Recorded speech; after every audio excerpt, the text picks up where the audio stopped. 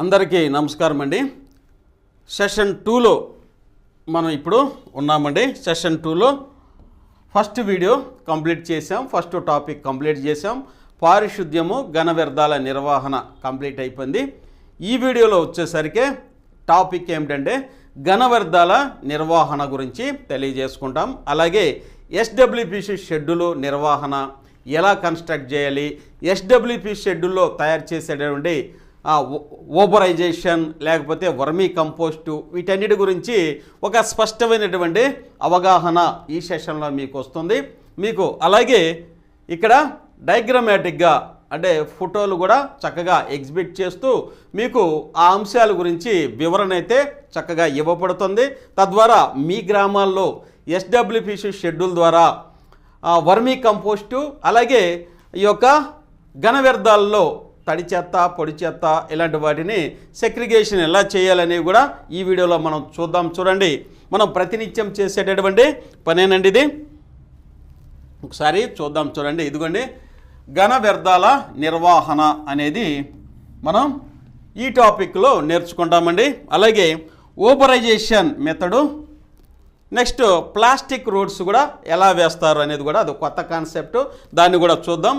ఇక్కడ చూడండి, ఘన వ్యర్థాల నిర్వహణలో కనుక చూసినట్టయితే ప్రతి గ్రామంలోనూ కేంద్ర రాష్ట్ర ప్రభుత్వం వాళ్ళైతే ఎస్డబ్ల్యూపీ షెడ్స్ నిర్మించడం జరిగింది. ఎస్డబ్ల్యూపీసీ షెడ్స్ నిర్మించడం జరిగింది. ఈ ఎస్డబ్ల్యూపీ షెడ్స్ ఎలా నిర్మించారు, ఎంతమంది జనాభాకి ఏ మెజర్మెంట్స్ ద్వారా ఈ యొక్క షెడ్స్ నిర్మించాలి, అందులో జరిగేటువంటి అంశాలు ఏంటి, అవన్నీ మనం ఈ వీడియోలో చూద్దాం. చూడండి, ఇక నెక్స్ట్ ఓబరైజేషన్ మెథడ్ అంటే ఏమిటి, అలాగే ప్లాస్టిక్ రోడ్స్ ఎలా వేస్తారు, గ్రామంలో ప్లాస్టిక్ రోడ్స్ కూడా వేయొచ్చండి. ఎందుకంటే మన ప్రతి గ్రామ పంచాయతీలోనూ ప్రతిరోజు కొన్ని కిలోల ఘన వ్యర్థాల్లో ప్లాస్టిక్లు సింహభాగం అనేది వస్తున్నవి. వాటిని ఒక మండల హెడ్ క్వార్టర్స్లోనూ ఒక కేంద్రంలోనికి పంపించి వాటి ద్వారా ప్రాసెసింగ్ చేసి ప్లాస్టిక్ రోడ్స్ కూడా ప్రస్తుతం అయితే కొన్ని ప్రదేశాల్లో నిర్మిస్తున్నారు. అవి కూడా ఇక్కడ మనం చూస్తున్నాము. ఇక నెక్స్ట్ కానీ చూసినట్లయితే ఘన వ్యర్థాల నిర్వహణ గురించి మనం విశదంగా ఈ యొక్క సెషన్లో తెలుసుకుందాం. చూడండి, ఘన వ్యర్థాల నిర్వహణ వెరీ వెరీ ఇంపార్టెంట్ అండి. ఎందుకంటే మన గ్రామ పంచాయతీలో ప్రతినిత్యం ఎస్డబ్ల్యూపీసీ షెడ్స్ ద్వారా మనం నిర్వహించేటటువంటి పనే ఘన వ్యర్థాల నిర్వహణ. చూడండి, పారిశుద్ధ్య నిర్వహణ గ్రామ పంచాయతీ ప్రధాన విధి. అలాగే పారిశుద్ధ్య నిర్వహణ అనేది ఘన ద్రవ వ్యర్థాల సక్రమ నిర్వహణ వలన సాధ్యమవుతుంది. ఘన ద్రవ వ్యర్థాల సక్రమ నిర్వహణ ద్వారా సాధ్యమవుతుంది. పారిశుద్ధ్య నిర్వహణ లోపం వలన ప్రజలకు అనారోగ్య ఆర్థిక బాధలను ఎదుర్కొంటారు. పర్యావరణానికి కూడా నష్టం కలుగుతుంది అనేది ఇక్కడ మనం చూస్తున్న భావన. ఇక సెక్షన్ 45 ప్రకారము పారిశుద్ధ్య నిర్వహణ గ్రామ పంచాయతీ యొక్క విధండి. సెక్షన్ 94 ప్రకారము పారిశుద్ధ్య నిర్వహణకు విఘాతం కలిగించే వారిని నియంత్రించే అధికారం కూడా గ్రామ పంచాయతీకి ఉంది అని ఇక్కడ మనం నేర్చుకుంటున్నాము. అలాగే ఈ సెక్షన్స్ చూడండి, సెక్షన్ 94 ప్రకారము విఘాతం కలిగించే వాళ్ళకి నియంత్రించే అధికారం ఉంది. ఇక చెత్త కాదు సద్వినియోగపరిస్తే సంపద కూడా అవుతుందనేటువంటి భావన కూడా ఇక్కడ మనం చూస్తున్నామండి. అది ఎస్డబ్ల్యూపీసీ షెడ్ ద్వారా మనం సాధిస్తాము.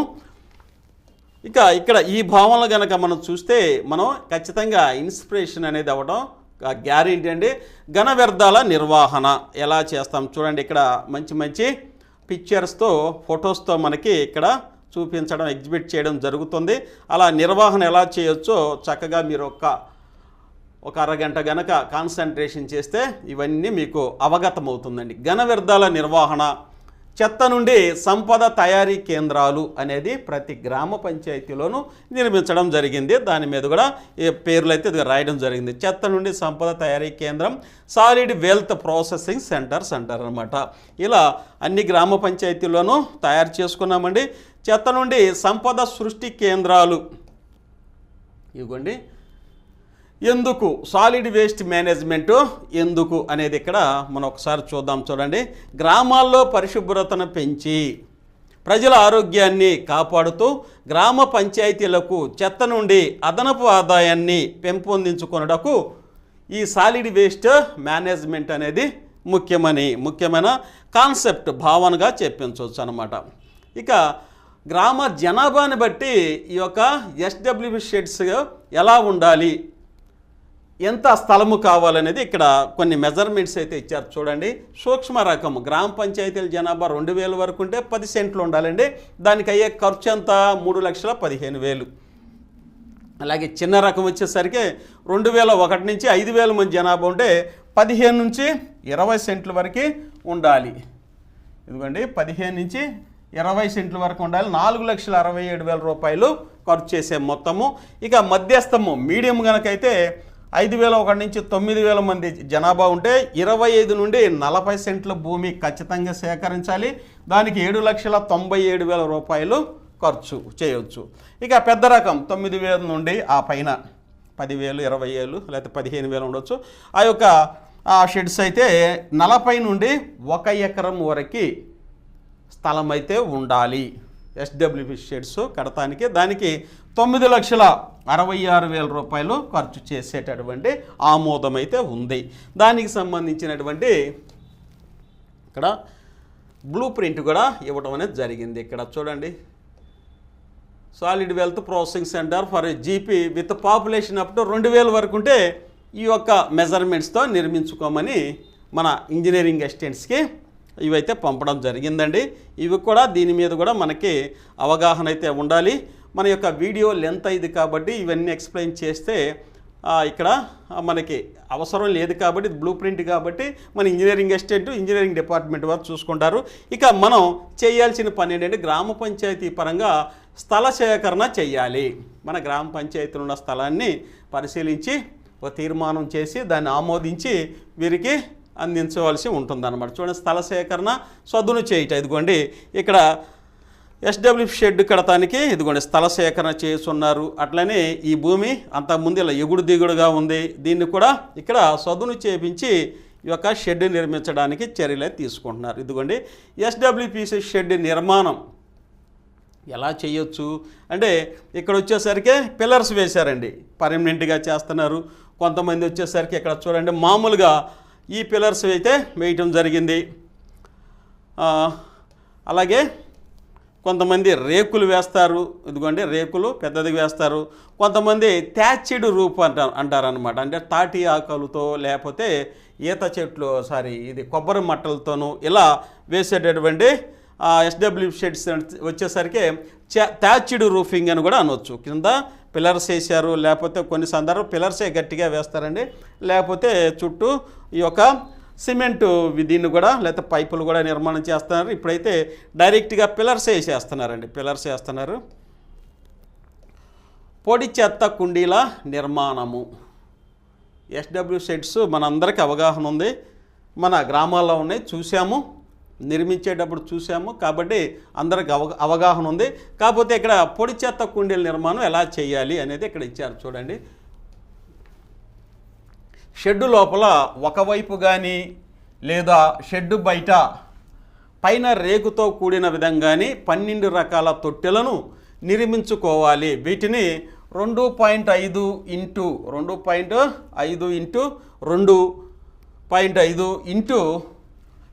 2 అడుగుల కొలతలతో నిర్మించుకోవాలి. అంటే ఇక్కడ 2.5 అడుగులు మరియు 2.5 అడుగులు ఇంటూ 2 అడుగుల మెజర్మెంట్స్తో ఈ యొక్క తొట్టెలను నిర్మించుకోవాలని చెప్తున్నారు.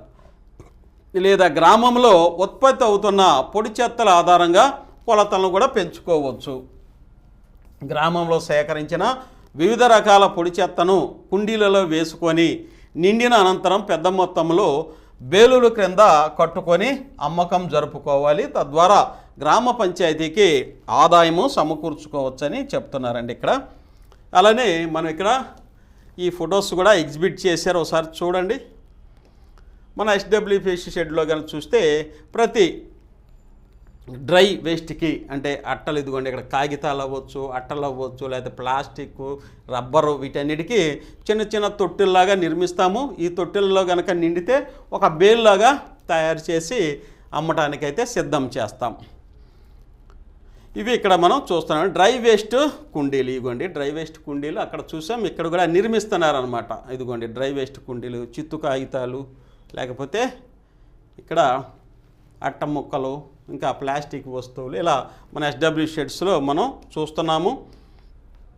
నెక్స్ట్ వెరీ వెరీ ఇంపార్టెంట్ ఏంటి, ఎస్డబ్ల్యూపీ షెడ్ల దగ్గర వర్మీ కంపోస్టు తొట్టెలు ఎలా తయారు చేయాలి అనేది కూడా ఇంపార్టెంట్. దీనికి కూడా ఒక మెజర్మెంట్ అనేది ఇవ్వడం జరిగింది. అలాగే ఎలా తయారు చేయాలనేది ఇక్కడ చూద్దాం. చూడండి, జనాభాకు అనుగుణంగా ఎస్టిమేషన్లో ఉన్న ప్రాతిపాదికగా గ్రామ పంచాయతీలలో లభ్యమయ్యే కుళ్ళే చెత్త ఆధారంగా వీటి సంఖ్యను నిర్ణయించుకొని నిర్మాణం చేపట్టాలి. వీటిని వానపాముల ద్వారా వర్మీ కంపోస్టు తయారు చేయుటకు ఉపయోగిస్తారు. వీటిని 3.5 మీటర్లు ఇంటూ 1.73 మీటర్లు ఇంటూ 0.75 మీటర్ల ఘన పరిమాణంలో గుంతలుగా నిర్మించుకోవాలి. ఇదిగోండి చూడండి, ఇక్కడ మన ఎస్డబ్ల్యూ షెడ్స్లో కనుక చూసినట్లయితే ఇదే మెజర్మెంట్స్లో ఉంది. 3.5 మీటర్ల పొడవు, అలాగే వెడల్పు వచ్చేసరికి 1.73 మీటర్లు ఉంది. అలాగే ఎత్తుగా చూసినట్లయితే 0.75 మీటర్ల ఘన పరిమాణంలో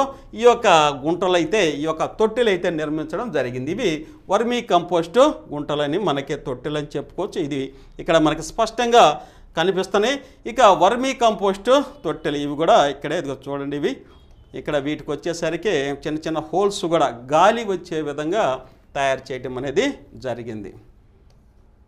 ఇవ్వండి మనం ఎక్కువగా ఫోటో బేస్డ్గా ఇక్కడ ఇవ్వడం జరిగింది. మీ అందరికీ ఇవి కనుక చూస్తే ఒక మంచి అవగాహన వస్తుంది అనే ఉద్దేశంతో ఈ వర్మీ కంపోస్ట్ తయారు చేసే యూనిట్లను, ఇదిగోండి ఈ తొట్టెలు కూడా ఇక్కడ మనకి చూపిస్తున్నారు.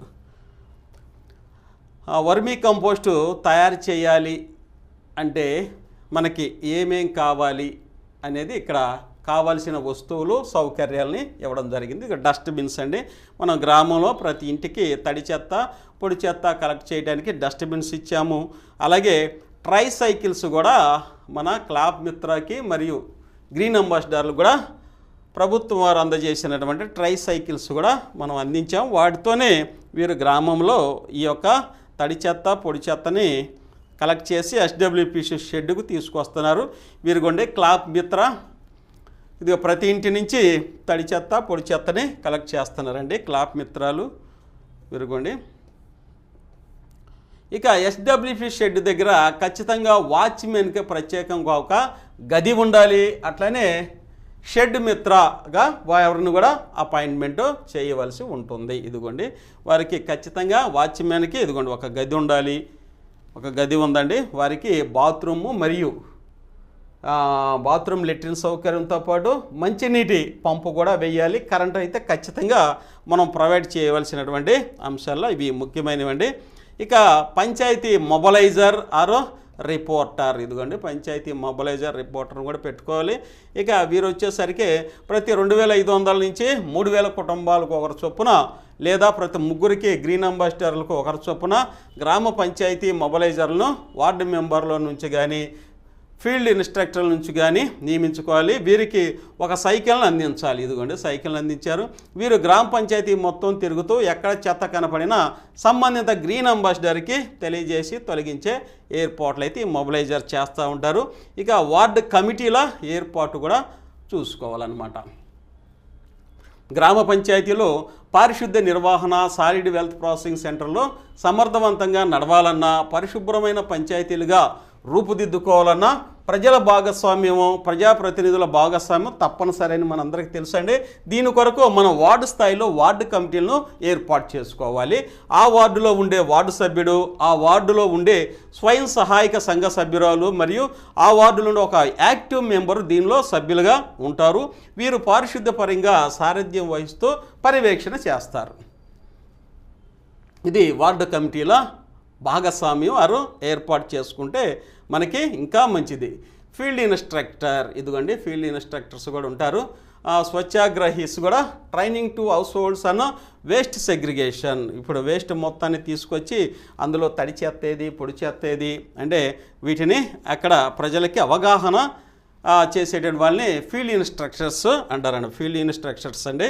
ఇదిగోండి ఇక్కడ ప్రతి గ్రామంలో వీళ్ళు విస్తృతంగా పర్యటనలు చేసి గ్రామస్తులకైతే వీరు ఈ యొక్క సెగ్రిగేషన్ మీద అవగాహన కల్పిస్తూ ఉంటారన్నమాట.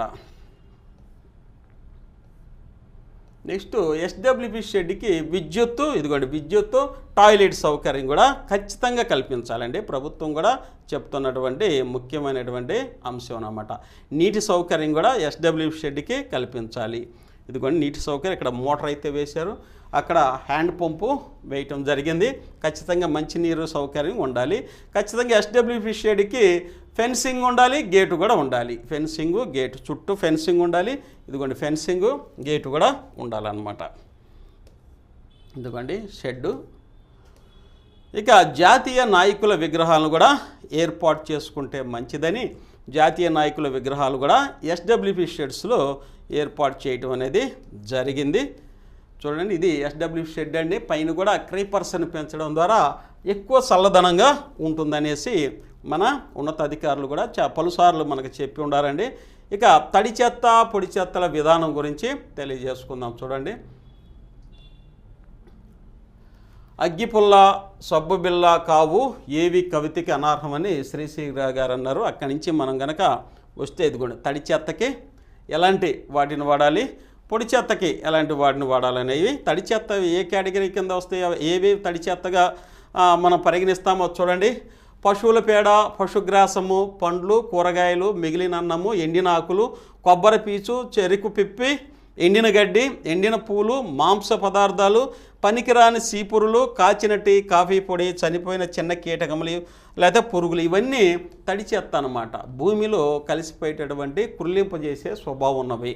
ఇక పొడి చెత్త ఏంటి చూడండి, ఇక్కడ చిత్తు కాగితాలు, పాలు కవర్లు, ప్లాస్టిక్ సంచుల కవర్లు, గాజు, శీతల పానీయాల సీసాలు, పనికిరాని బ్యాగులు, చెప్పులు, సబ్బు, గుట్కా, షాంపూ కవర్లు, ఎలక్ట్రికల్ పరికరాలు, గట్టి అట్టలు, థర్మోకోల్ వస్తువులు, టూత్పేస్టు, పౌడరు, ఆయిల్ డబ్బాలు, ఇనప, స్టీల్ వస్తువులు, వీటన్నిటిని మనం పొడి చెత్తగా అవి భూమిలో కుళ్ళింప చేసేటటువంటి కుళ్ళిపోయే స్వభావం లేని వాటిని పొడి చెత్తగా పరిగణిస్తారు ఇక్కడ. నెక్స్ట్ మీరు ఏది ఇచ్చినా తీసుకుంటాం, దయచేసి విడివిడిగా ఇవ్వండి. హరిత రాయబారి కరెక్ట్ అండి. ఏది ఇచ్చినా తీసుకుంటాం, అవి తడిగాని పొడి చెత్తగా ఉంటాయి. కాదే మీరే అక్కడ విడదీసి ఇవ్వమంటున్నారు. ఆపరేషను జీరో వేస్ట్, ఇది వెరీ వెరీ ఇంపార్టెంట్ అండి. ఇది దీని ద్వారా ఆపరేషన్ జీరో వేస్ట్ ద్వారా మనం గ్రామ పంచాయతీ వారు చేయాల్సినటువంటి పనులు చూడండి. గ్రామంలో గల వీధులలో, కాలువల్లో, చెరువు గట్లపైన, వివిధ ప్రదేశాల్లో గుట్టలుగా పేరుకుపోయిన చెత్తను ప్రత్యేకంగా పారిశుద్ధ్య కార్మికులను ఏర్పాటు చేసుకొని ఆయా స్థానాల్లోనే వేరు చేసి సేకరించుకోవాలి. వీటిని బేళ్ళు క్రింద కట్టుకొని అమ్ముకోవాలి. ఇంకా మిగిలిన చెత్త గుట్టలను సూపర్ ఫాస్ఫేట్ వేసి భూమిలో కలిసే విధంగా చర్యలు తీసుకోవాలి. సూపర్ ఫాస్ఫేట్ వేస్తుందంటే ఏమైందంటే ఆటోమేటిక్గా అవన్నీ కుళ్ళిపోయి భూమిలోనే ఎరువుగా మారేటటువంటి అవకాశం ఉందన్నమాట.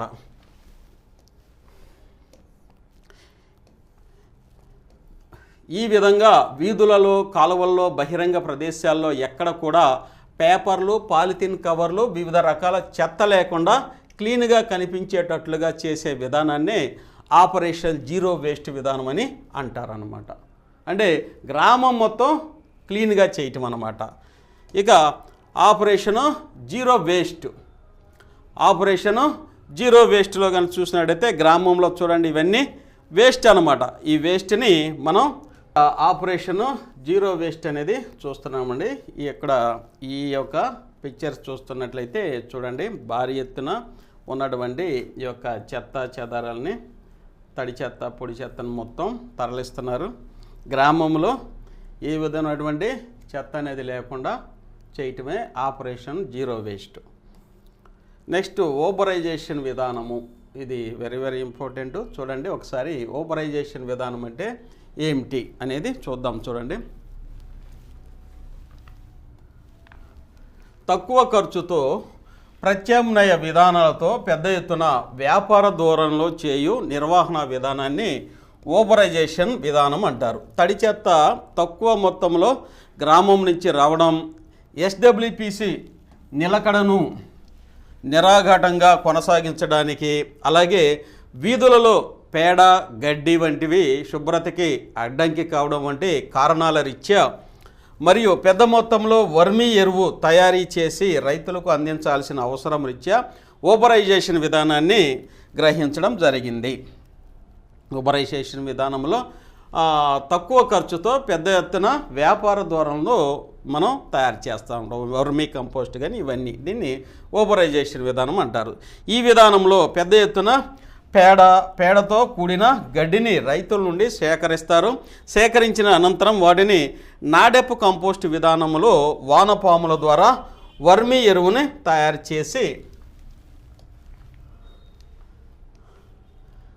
చేసి ఉత్పత్తి అయిన ఎరువులో 50% ఎరువును రైతులకు ఉచితంగా ఇవ్వడం జరుగుతుంది. ఇలా చేయడం వల్ల ఊరిలో చెత్త ఉండదు, సారవంతమైన వర్మీ ఎరువును తయారు చేసి రైతులకు అందించవచ్చును. మనకి అర్థమయ్యే ఉంటుందండి.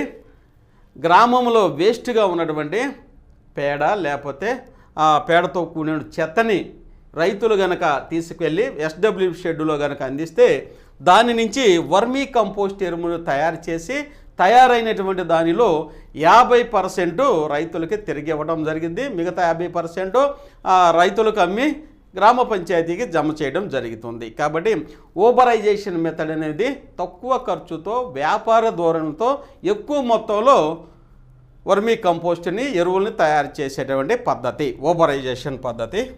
అలాగే ఇక్కడ చూడండి, ఊబరైజేషన్ పద్ధతిలో ఇక చూడండి, ఇక్కడ మనకి మంచి పిక్చర్స్ కూడా ఇవ్వడం జరిగింది. ఇదిగోండి, తడి చెత్త లేకపోతే చెత్తతో కూడినటువంటి తడి చెత్తతో కూడినటువంటి పేడ ఇవన్నీ ఇదిగోండి తీసుకెళ్ళడం జరుగుతుంది. ఇది ఊబరైజేషన్ మెథడ్ అండి. ఇక నెక్స్ట్ వెరీ వెరీ ఇంపార్టెంట్ ఏంటంటే నాడెప్ విధానము. నాడెప్ మనం ప్రతిరోజు చూస్తూనే ఉంటాము, వింటూనే ఉంటాం. నాడెప్ తొట్టెలు మన ఎస్డబ్ల్యూ షెడ్ పక్కనే ఒక 10-15 జనాభాను బట్టి నాడెపు తొట్టులు నిర్మించుకొని అందులో వచ్చినటువంటి తడి చెత్తను అందులో వేసి దాన్ని కుళ్ళింపజేయటానికి నాడెపు తొట్టెల్ని వాడతాం. అసలు ఇది ఎవరు కనుగొన్నారు?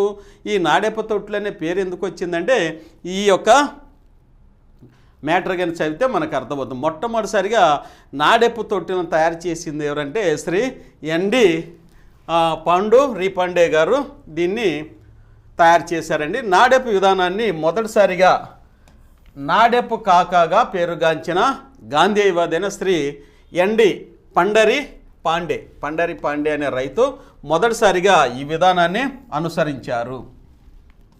మొట్టమొదటిసారిగా ఎవరండి? ఎన్డి పండరి పాండే అనేటువంటి రైతు ఈ విధానాన్ని అనుసరించారు. ఈ విధానంలో వ్యవసాయ వ్యర్థాలు, పేడ వంటి వనరులను మామూలుగా ఉపయోగించే కంటే మాగబెట్టి అంటే కుళ్ళింపబెట్టి వాడటం వల్ల మరింత సారవంతమైనటువంటి ఎరువును పొందవచ్చని నిరూపితమైంది. మనం ఈ రకమైన నాడెపు తొట్టెలను ఉపాధి హామీ పథకం ద్వారా కట్టుకోవచ్చు. ఎంజీఎన్ఆర్జీఎస్ ద్వారా గ్రామాల్లో నాడెపు తొట్టెల్ని కడుతున్నారు కూడా. ఇప్పుడు 10x6x3 అడుగుల కొలతలతో నిర్మించుకోవాలి. అలాగే షెడ్డుకు దగ్గరలో లేదా గ్రామ పంచాయతీ స్థలాల్లో కానీ నిర్మించుకోవాలి. ఈ తొట్లలో మనం గ్రామంలో గల కుటుంబాలు, షాపులు, మార్కెట్లు మొదలైన సంస్థల నుంచి సేకరించిన వంటగది వ్యర్థాలు, పండ్లు, కూరగాయలు వంటి తడి చెత్త, ఊబరైజేషన్ ద్వారా సేకరించిన పేడతో కూడినటువంటి గడ్డి, వ్యవసాయ వ్యర్థాలు, ఆకులు మొదలైన వ్యర్థాలను రోజువారీ ప్రాతిపదికన నాడెపు తొట్టులో వేసుకొని నిండిన అనంతరం మట్టితో అలుపుకొని 2 నెలల పాటు మాగ పెట్టుకొని సాధారణ ఎరువు తయారు చేసుకోవాలి. అనంతరం వర్మీ కంపోస్ట్ తొట్టుల్లో ఎరువును వేసుకోవాలి. మీకు అర్థమయ్యే ఉంటుంది. మన ఎస్డబ్ల్యూ షెడ్యూల్ దగ్గర జనాభాను బట్టి ఒక 10-15 లేకపోతే ఒక 5-6 నాడెపు తొట్టులు నిర్మించి ఉంటారు. ఆ తొట్టులు కూడా మనం చూసినట్లయితే మనం చిన్న చిన్న రంధ్రాలతో ఉంటాయి, గాలి వెళ్ళటానికి కూడా. అందులో గ్రామంలో నుంచి సేకరించినటువంటి ఈ తడి చెత్తను మొత్తాన్ని అందులో వేసి దానిపైన పేడతో అలకబెట్టి ఒక 2 నెలలు దాన్ని కురిలింపజేసాడైతే మాగపెట్టి తర్వాత తీసుకొచ్చి మన ఎస్డబ్ల్యూ షెడ్లో ఉన్నటువంటి వర్మీ కంపోస్ట్ పిట్టుల్లో కనుక తొట్టుల్లో కనుక వేసినట్లయితే వర్మీ కంపోస్ట్ తయారు చేయడానికి అవకాశం ఉంటుంది. సరే, నాడెపు విధానం ఇదిగో చూడండి, ఇక్కడ ఇదిగోండి ఎస్డబ్ల్యూ షెడ్ పక్కనే ఇదిగో నాడెపు తొట్లు నిర్మించారనమాట. ఇవన్నీ తడి చెత్త అనమాట. ఇదిగోండి మొక్కలుగా రిమైన్స్, మొక్కలకి నుంచి ఆకులు లేకపోతే కురిలింపజేసే స్వభావం ఉన్నటువంటి పదార్థాలు ఇవి నాడెపు తొట్లు. ఇవన్నీ వీటిల్లో వేసి నిండిన తర్వాత మాగ పెడతారండి. నాడెపు కంపోస్టు పిట్టు ఇవన్నీ ఇది వెరీ వెరీ ఇంపార్టెంట్, మనం నేర్చుకోవాల్సినటువంటి అంశాలు. బెడ్ ప్రిపరేషను, వానపాముల విడుదల, వర్మీ కంపోస్ట్ ఎలా తయారు చేస్తారు, ఈ యొక్క వర్మీ కంపోస్ట్ పిట్టుల్లో ఎలా తయారు చేస్తారనే దాని గురించి ఇక్కడ మనం కాన్సెప్ట్గా తెలుసుకుంటున్నాం. చూడండి, ఇదిగోండి ఎస్డబ్ల్యూపిసిలలో నిర్మించిన వర్మీ కంపోస్ట్తో తొట్టెలలో ఎండిన కొబ్బరి డొక్కులను ఒకదానిపై ఒకటి పేర్చి బెడ్ వేసుకోవాలండి. అంటే మనం ఎస్డబ్ల్యూ షెడ్యూల్లో తొట్టులు ఉన్నాయి, ఆ తొట్టుల్లో కనుక చూసినట్లయితే ఈ యొక్క కొబ్బరి డొక్కులు పీసులతో ఒక బెడ్ లాగా కింద వేసుకోవాలని చెప్తున్నారు. దానిపై 4 అంగుళాల ఎత్తు మేరకు గడ్డి, చివికిన పేడ, ఎండు ఆకులు పొరలుగా వేసుకొని బెడ్ సిద్ధం చేసుకోవాలి. జనరల్గా చేసే పద్ధతి గడ్డి పరిచి లేకపోతే చిన్న చిన్న గడ్డి తెచ్చి ఒక చిన్న బెడ్లాగా తయారు చేసుకోవాలి. నాడేపు తొట్టెల్లో తయారైన కంపోస్టును ఈ పిట్టుల్లో వేయాలి. మనం బయట ఇంతకు ముందు అనుకున్నాం చూసారా, నాడేపు తొట్టెల్లో 2 నెలల వరకు పేడతో అలికి 2 వేల మాగపెట్టినటువంటి ఆ యొక్క మాగపెట్టిన ఎరువును తీసుకొచ్చి ఇందులో వేస్తే ఈ యొక్క కంపోస్ట్ పిట్టులో వేయాలి. ఇందులో వానపాములు అడుగుకు కేజీ చొప్పున చదరపు మీటర్లకు 1000 చొప్పున వానపాముల్ని వేయాలి. ఇలా వదిలిన అనంతరం పేడ నీళ్లు చల్లాలి, పైన గోను సంచులు కప్పాలి. ప్రతిరోజు రోజ్ క్యాన్తో పైన నీరు చల్లాలి. ఇలా 40 నుంచి 45 రోజులు చేయాలి. అలా చేస్తే మనకి వర్మీ కంపోస్ట్ అనేది తయారవుతుంది. వర్మీ అంటే వానపాములండి, కంపోస్ట్ అంటే వానపాముల ద్వారా తయారైనటువంటి ఎరువుగా చెప్పుకోవచ్చు. ఇది సారవంతమైనటువంటి బయోఫెర్టిలైజర్.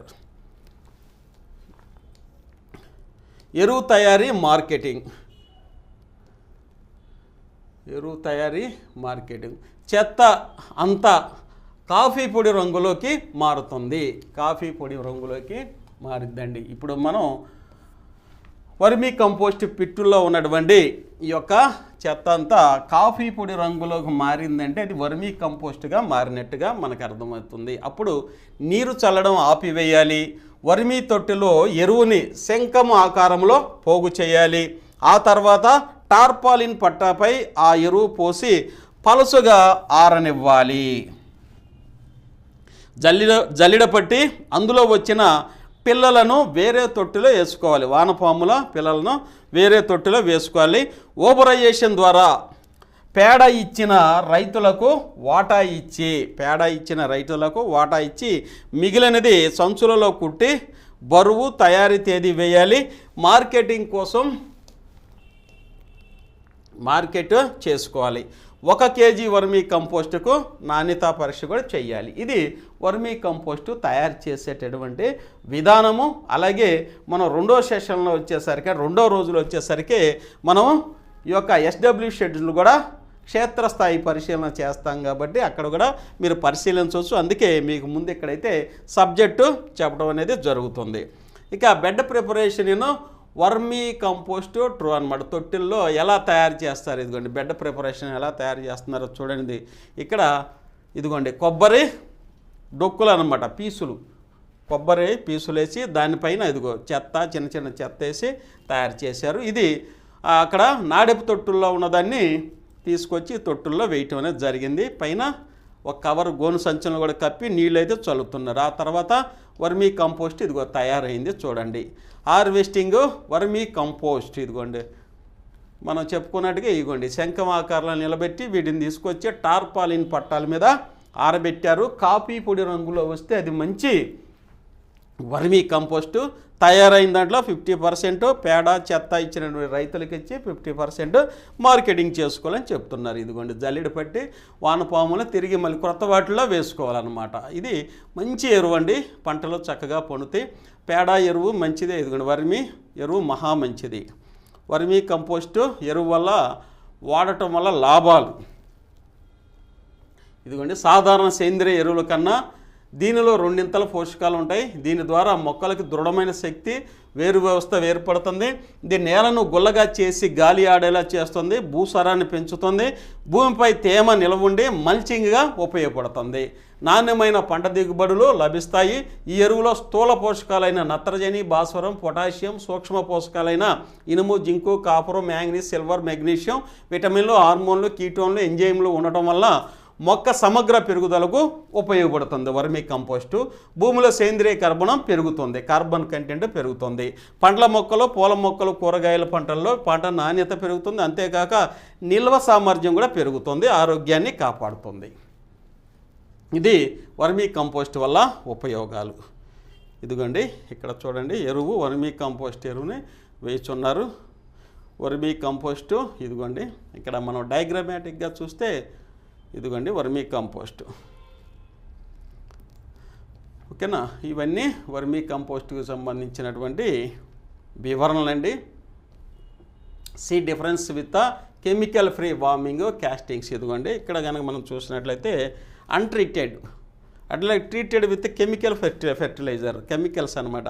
అంటే మిషన్ మేడ్ మనం తయారు చేసే ఎరువులు ఎలా తయారు మిషన్ ద్వారా తయారు చేసిన ఎరువులకు వేస్తే మొక్క ఎలా ఉంటుంది, అసలు ఎరువులు వేయనట్టు మొక్క ఎలా ఉంటుంది, అలాగే ఈ యొక్క న్యాచురల్ వామ్స్ క్యాస్టింగ్ అనమాట ద్వారా మొక్క చూడు ఎంత వేగంగా పెరిగిందో ఆరోగ్యంగా వర్మీ కంపోస్ట్ ద్వారా అని ఇక్కడ తెలుస్తుంది.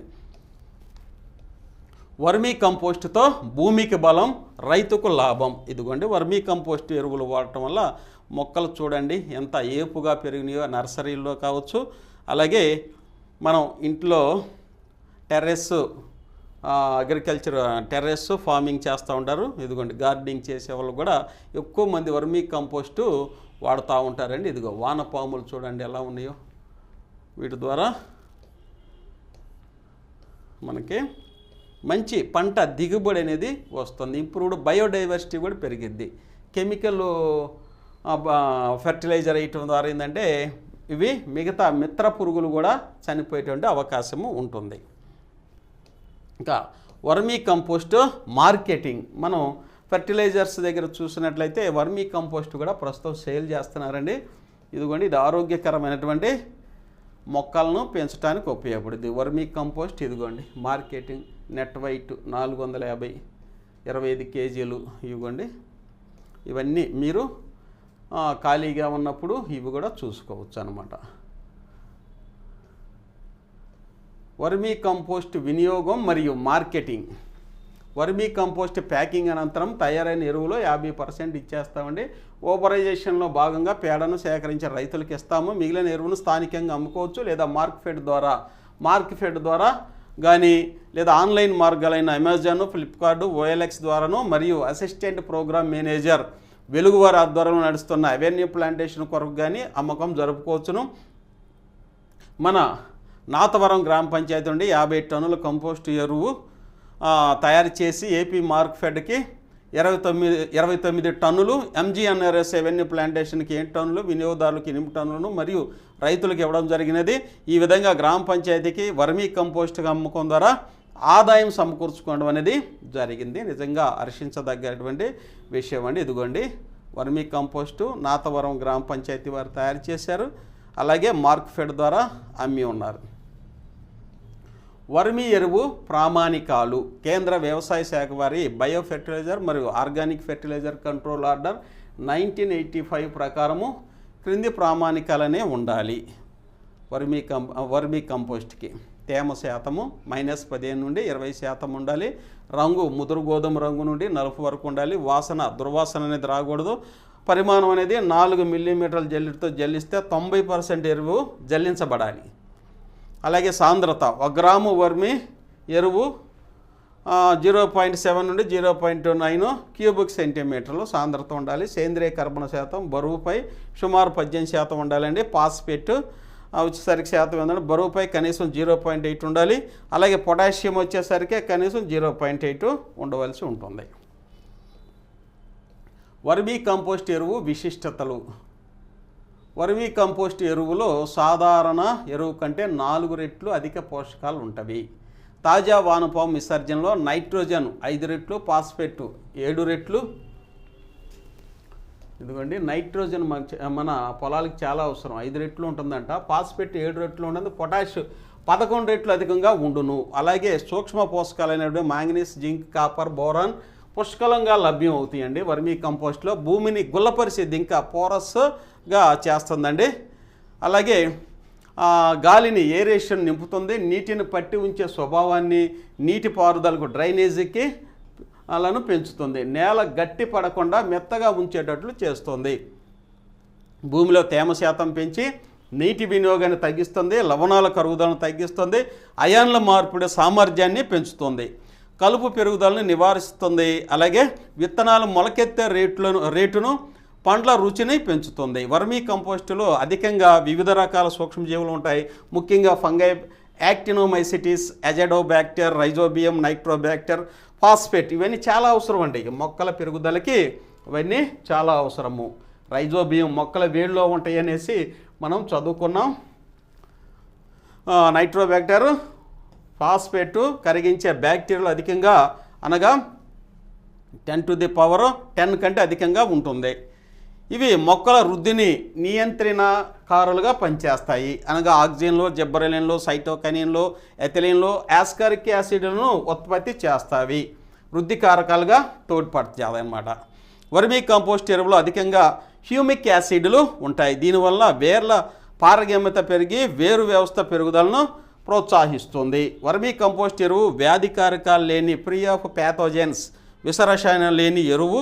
ఎలా అనగా వానపాములు భారలోహాలు, పురుగు మందులతో కూడిన చెత్తను తిని వీటిని జీర్ణించుకొని విషరహితంగా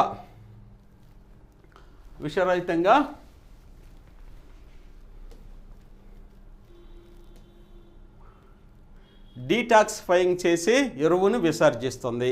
వర్మీ కంపోస్టులో జీవనాశకాలు బయోసైడ్స్ను కలిగి ఉండటం వల్ల మొక్కలకు చీడలు, పెస్ట్ మరియు వ్యాధుల నుండి రక్షణ కల్పిస్తుంది. సూక్ష్మ జీవనాశకాలు, యాంటీబయాటిక్స్ ఉండటం వల్ల జీవ సంబంధ రక్షణ కారకంగా పంటలకు ఉపయోగపడుతుంది.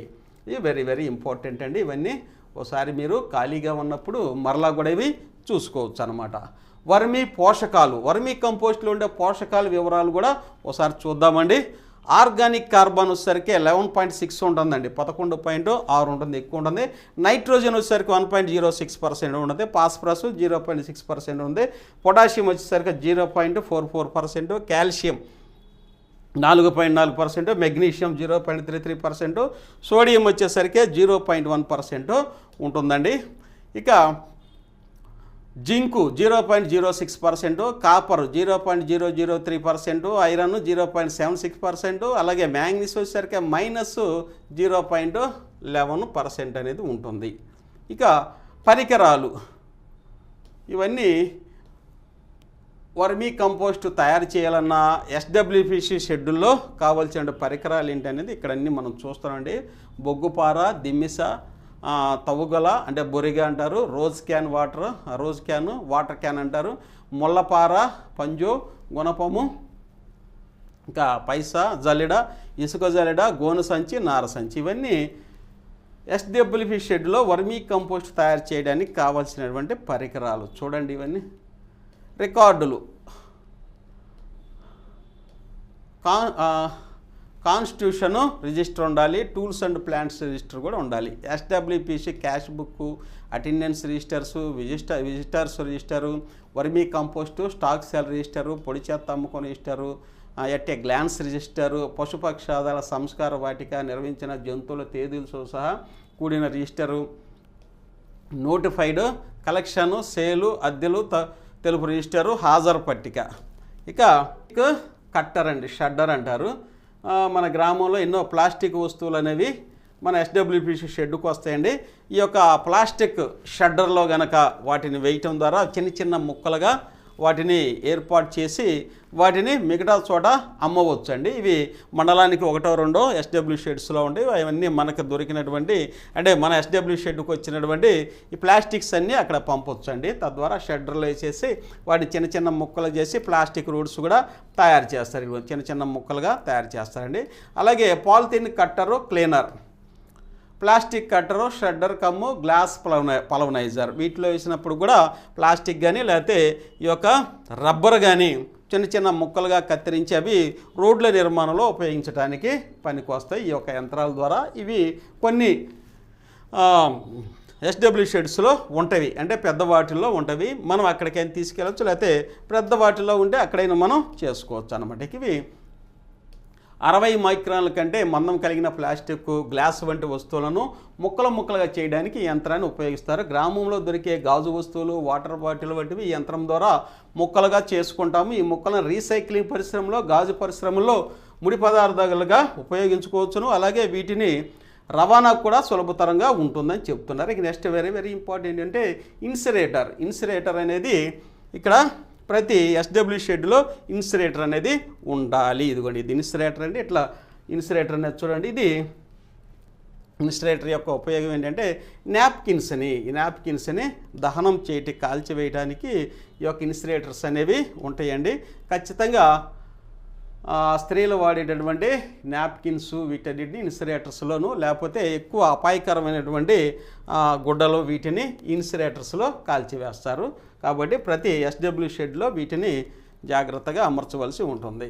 నెక్స్ట్ పశుపక్షాదుల అంతిమ సంస్కార వాటిక, యానిమల్ బాడీ లేయింగ్ సెంటర్. ఇవ్వండి, చనిపోయినటువంటి యానిమల్స్ని, అన్క్లెయిమ్డ్ యానిమల్స్ని ఇక్కడ వీటిని సంస్కారం అంటే వాటిని చక్కగా ప్రాతి పెట్టడం అనేది జరుగుతుందండి. చూడండి ఇక్కడ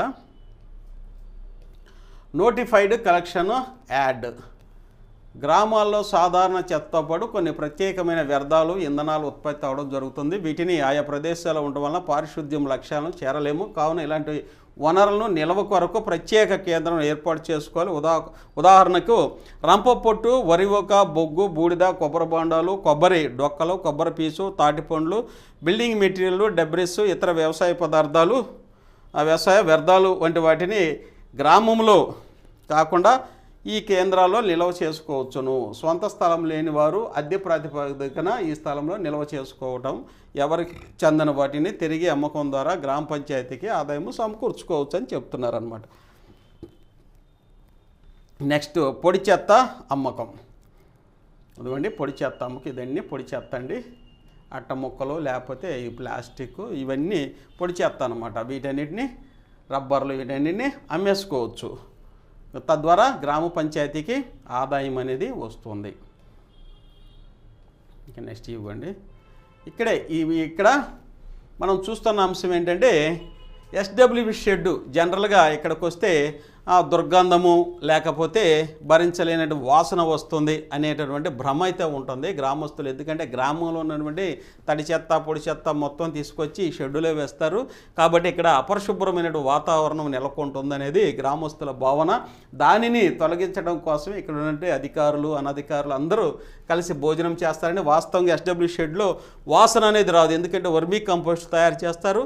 ఇంకా బయట నాడెపు తొట్టుల్లో అంటే షెడ్కు దూరంగా ఉన్న నాడెపు తొట్టుల్లో గ్రామం నుంచి తీసుకొచ్చినటువంటి తడి చెత్తను అందులో వేసి దాన్ని మొత్తం పేడతో అలికి ఒక 2 నెలలు ఉంచుతారు. కాబట్టి ఆ తడి చెత్త అక్కడే ఉంటుంది. అవన్నీ డీకంపోజ్ అయిపోయిన తర్వాత బయోడిగ్రేడబుల్ కాబట్టి డీకంపోజ్ అయిపోయిన తర్వాత ఇక్కడ తీసుకొచ్చి మన వర్మీ కంపోస్ట్ పిట్టుల్లో అంటే ఎస్డబ్ల్యూపీసీ షెడ్యూల్లో వేసుకొని దాన్ని వర్మీ కంపోస్ట్ తయారు చేస్తారు. వర్మీ కంపోస్ట్ ఏ విధమైనటువంటి వాసన, దుర్గంధం కూడా రాదు. కాబట్టి దాన్ని తెలవడానికి ఇక్కడ భోజనం అనేది చేస్తున్నారు. అలాగే కొన్ని సందర్భాల్లో పెద్ద పెద్ద షెడ్స్ కాబట్టి ఫంక్షన్లకు కూడా వీటినైతే ఇవ్వడానికి అనుమతి కూడా ఉంది.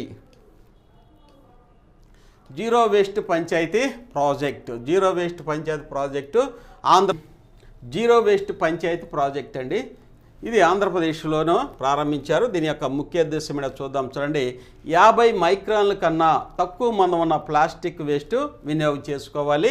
రెండోది, 50 మైక్రాన్ల కన్నా తక్కువ మందం ఉన్న ప్లాస్టిక్ వేస్ట్ మొత్తం ఘన వ్యర్థాల్లో 5%. ఇది భూమిలో కలవదండి, నాన్ బయోడిగ్రేడబుల్ అని అంటున్నారు. చూడండి, ఇవన్నీ ప్లాస్టిక్ అనమాట.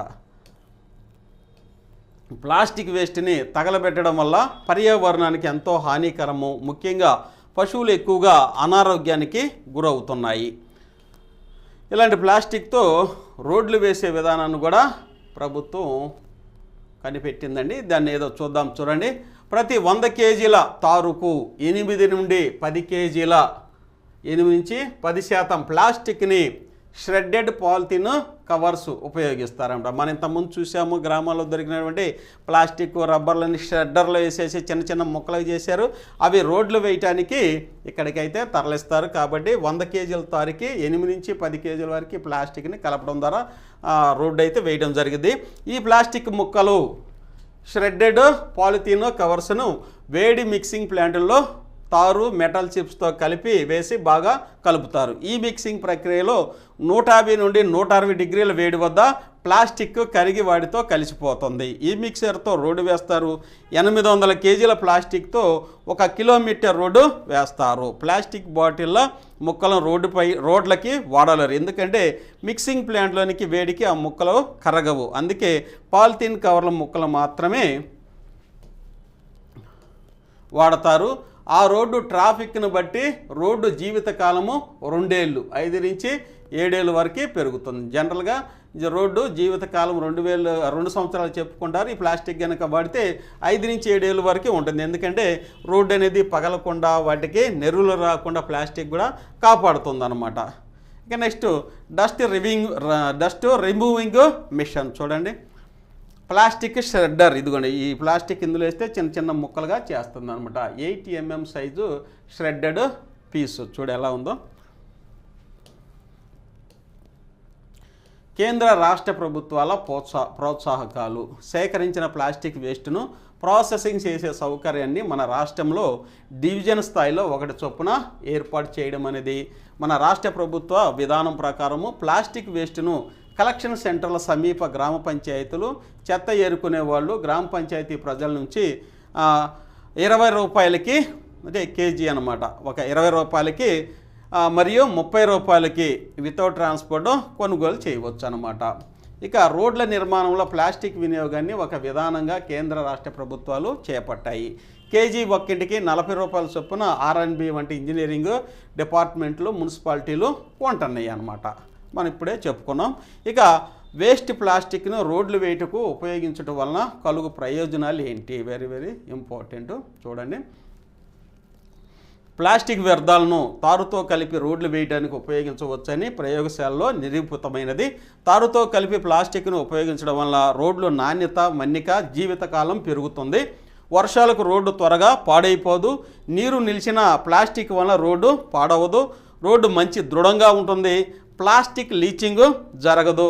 ప్యాట్ హోల్స్ ఏర్పడవు, అంటే రోడ్ల మీద గుంటలు అలాంటివి ఏర్పడవు అన్నమాట. వేస్ట్ కవర్లకు విలువ పెరుగుతుంది. ప్లాస్టిక్ వేస్ట్ను డిస్పోజ్ చేయడానికి ఇది ఒక మంచి మార్గము. పర్యావరణ కాలుష్యం కూడా తగ్గుతుందని చెప్తున్నారు. ఇది మనం మొదట్లో చూసాం. చూడండి, this road is made from waste plastic. ఇదిగో ప్లాస్టిక్ ద్వారా ఈ రోడ్డుని తయారు చేశారు. ఇదిగోండి, road laid in Kurnool district of Andhra Pradesh. ఇది ఆంధ్రప్రదేశ్లో ఈ రోడ్డు అనేది ప్లాస్టిక్తో కలిపి తారులో కలిపి వేయటం అనేది జరిగింది. ఇక ఆరోగ్యంగా ఉందామా, అపరిశుభ్రంగా ఉందామా అనేది ఇక్కడ మనల్ని అయితే చివరికి అడుగుతున్నారండి. ఖచ్చితంగా మనందరం ఆరోగ్యంగానే ఉండాలి. ఇలా అయితే ఉండకూడదు. మీరే ఆలోచించండి.